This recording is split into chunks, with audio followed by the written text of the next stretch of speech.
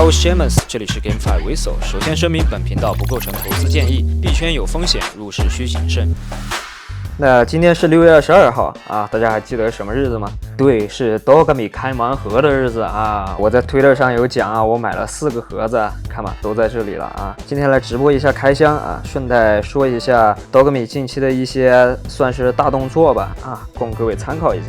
那我现在是有4个箱子啊，一个是白名单活动 Mint 的一个花了1222个 Doga 币啊 Mint 出来的盒子，然后还有3个是 Mint 那天晚上啊，有一些直手拿不住盒子啊，在那天晚上在2级市场上，我花了250到260个小兔子抄底的。那为啥要买呢？啊，你们看看现在狗子的地板价就知道啊，包括这盒子的地板价，咱们随便点进去一个。你可以看到，现在盒子的地板价都是315啊，也就是说，我直接把这个盒子转手卖掉啊，我现在都能赚50多个小兔子。那我可能卖盒子吗？啊，当然不可能，对吧？啊，搏一搏单车变摩托嘛，对吧？今天这4个盒子都必须给它打开，好吧？好，那么话不多说啊，直接开始啊，希望老天爷能赐给我一个金狗啊，不要求多了，就金狗就行，不要钻石狗了，好吧？不要给我钻石狗，不要钻石狗，好吧？来，我他妈要上天！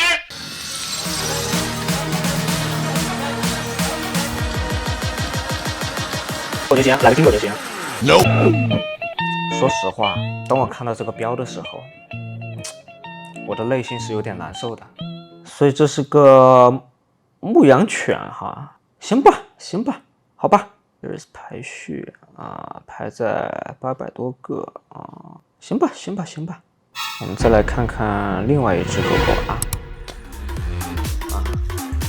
又有点激动，又有点慌。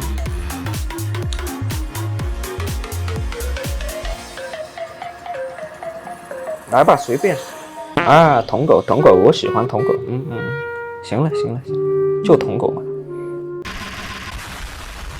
啊，这也是个牧羊犬啊。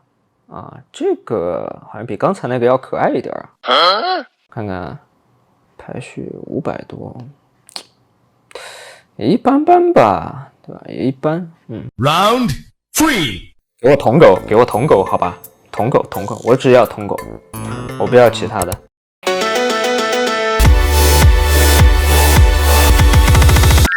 好，好嘞，好嘞，我喜欢童狗，好嘞。这个秋田的挺可爱的呀，这个秋田好像是新品种啊，是这个阿尔法第2代的新品种啊，这个倒挺可爱的啊，哎，这小爪子。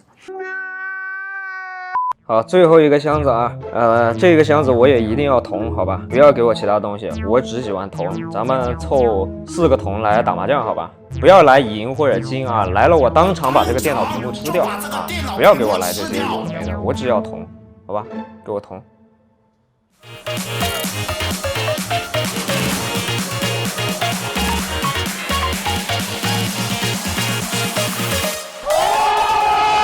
啊，真香！哎呀，那我收回刚才说的话，我不吃电脑屏幕了。4个盒子啊，3铜1银啊，不错啊。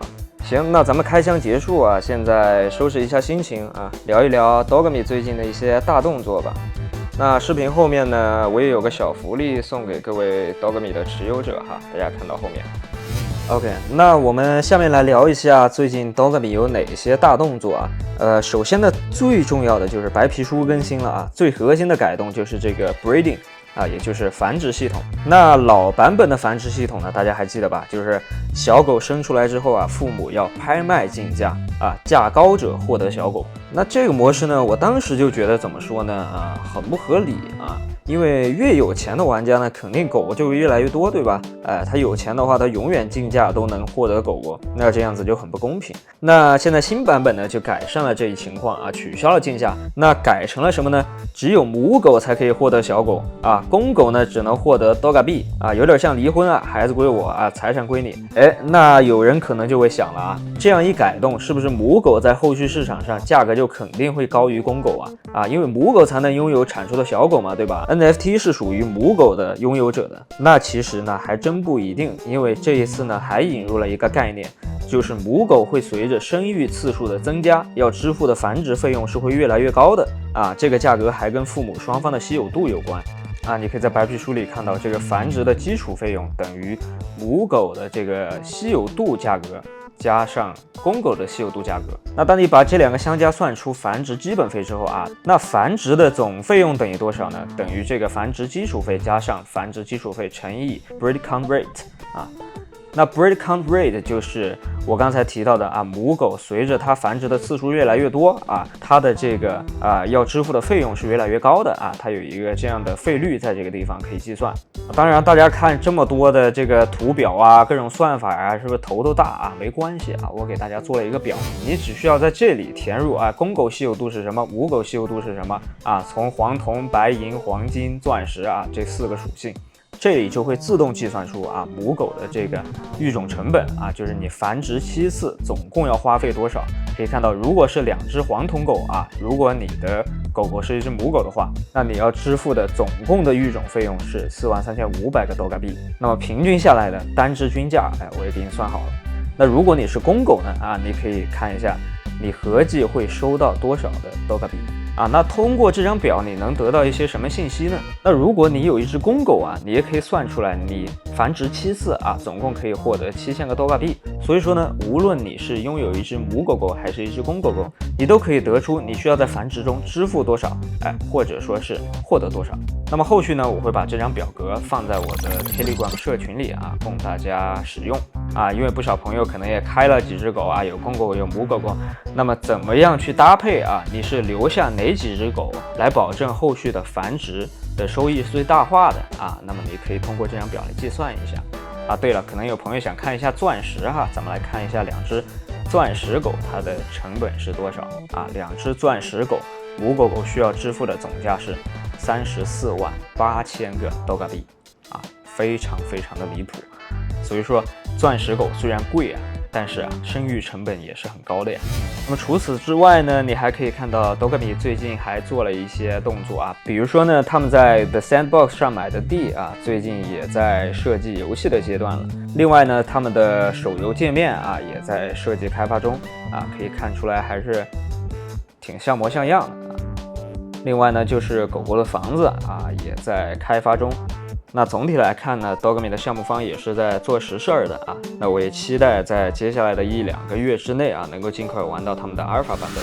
那说到这里呢，我就想起来啊，有朋友回复我之前讲这个 Doga 的视频啊，大家知道我第1期视频就是讲 Doga 的。他怎么说呢？说不要当诈骗共犯啊，好几个游戏都挂了，就看什么时候收割。那我觉得呢，我一直是奉行啊，对 GameFi 不要过于乐观啊，更不用过度悲观。因为什么？虽然现在是个熊市啊，确实是个比烂的市场，但是总是有好项目的，对吧？我说的好项目，并不是说它真的算一个优秀的游戏啊，不是啊，而是说它有一些闪光点，比方说背景很硬，融资额很高，或者说像 Doga 这样的啊，玩法比较新颖。而且项目前其实我反而更看好这类轻资产的游戏啊，因为它死的没那么快啊。3A 链游的话，很多不靠继续融资的话，继续输血的话，根本撑不过今年下半年啊。我可以打包票，今年下半年要死一大波的3A 链游。那这个时候呢，这种小而美的项目，它反而能活下来啊。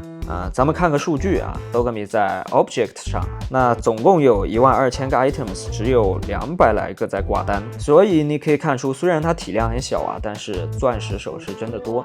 那也可以从侧面看出来啊，市场对它是充满期待的。那当然，项目总归是有生命周期的嘛，对吧？所以说你什么时候进入，什么时候止盈，那就显得很重要了。那这个呢，我就不给你投资建议了啊，感兴趣的话可以加入我的 Telegram 群组来深入探讨。OK， 这就本期视频的全部内容。如果你觉得对你有帮助的话，欢迎订阅我的频道，我会持续制作 GameFi 相关的节目。我是 Simmons， 这里是 GameFi Whistle， 我们下期见。